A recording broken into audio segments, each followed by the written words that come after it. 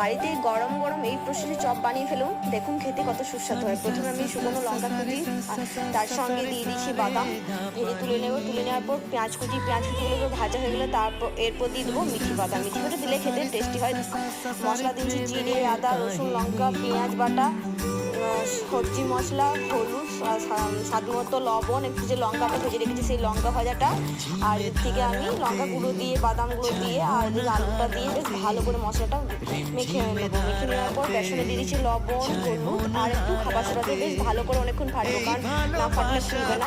তো পুরো না পাতলা মিডিয়ামের মধ্যে রাখতে হবে। আমার যে আলু সারাটা করেছি সেটা কিন্তু তেলে আবার ভেজে নেবো। খেতে কিন্তু সত্যি বেশি টেস্টি হয়। এরকমভাবে তোমরা অবশ্যই বাড়িতে তৈরি করে দেখবে।